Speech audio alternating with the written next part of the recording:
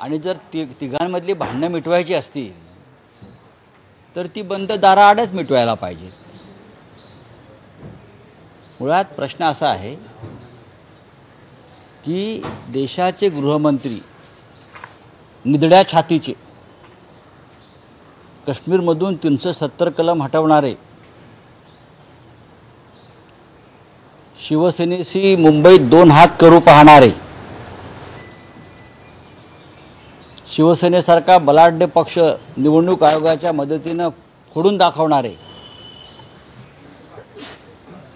सोनम वांगचुकला अटक करणारे असे आपले गृहमंत्री अमित शहा हे महाराष्ट्रात नगर जिल्ह्याच्या दौऱ्यावर आहेत. काही त्यांचे कार्यक्रम असतील. देशाचे गृहमंत्री आहेत. आपल्याकडे लॉ अँड ऑर्डर, लोकांची सुरक्षा हा विषय आहे. आणि तुम्ही येण्याआधी तुम्ही राजकीय कार्यकर्त्यांना अटक करता की त्यांनी कोणत्याही प्रकारचं आंदोलन करू नये, काळे झेंडे दाखवू नयेत.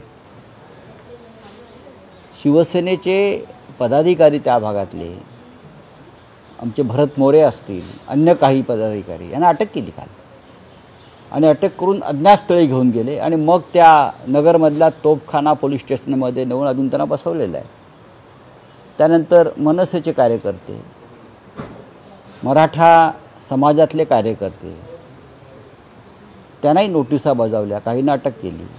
ही भीती कसली वाटते तुम्हाला? तुम्हाला लडाखमध्ये सोनम वांगचुकची भीती वाटते, तुम्हाला मणिपूरमधल्या महिलांची भीती वाटते, तुम्हाला महाराष्ट्रात शिवसैनिकांची भीती वाटते. तुम्ही देशावरती राज्य करताय, तुम्ही गृहमंत्री आहात. मग तुम्हाला इतकं भय वाटण्याचं कारण काय? तुम्ही अद्याप मराठवाड्यातल्या शेतकऱ्यांच्या नुकसानीची कारवाई करायला गेली नाही, ही पण तुमची भीती आहे.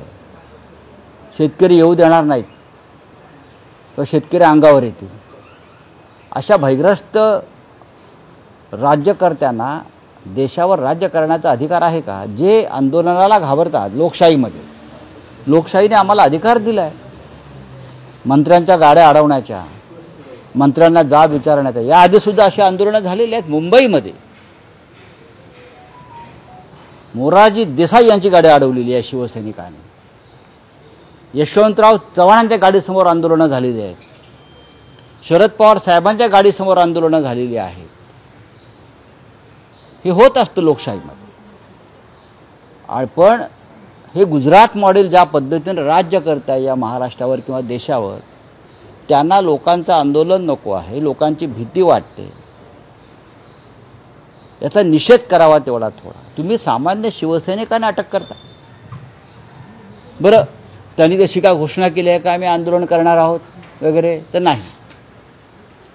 ते आपापल्या जागेवर काम करत होते आणि त्यांना पोलीस येतात आणि अटक करून घेऊन जातात.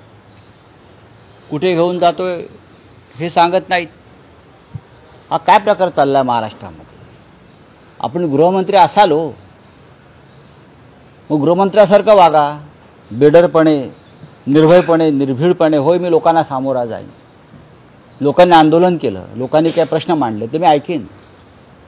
हा पळपुटेपणा कशा करताय हे मला कळत नाही. देवेंद्र फडणवीससुद्धा तसंच वागतायत आणि म्हणजे महाराष्ट्राचे गृहमंत्री त्याच पद्धतीनं वागतायत आणि देशाचे गृहमंत्री त्याच पद्धतीनं वागतायत. फक्त खोटे गुन्हे दाखल करणं, विरोधकांना अटका करणं, तुरुंगात टाकणं, याच्यावरच ह्यांचं राज्य चाललेलं आहे. हे फार काळ चालणार नाही. सर आपण बघितलं ठाण्यामध्ये महायुतीच्या विरोधात महाविकास आघाडीची बैठक पार पडली जितेंद्र रावत यांच्या निवासस्थानी. त्यामध्ये आता मनसे पाहू आपण नंतर. हा, पुढे प्रीती सावंतने देखील म्हटलेलं आहे की रामदास कदम यांचे सर्व आरोप खरे.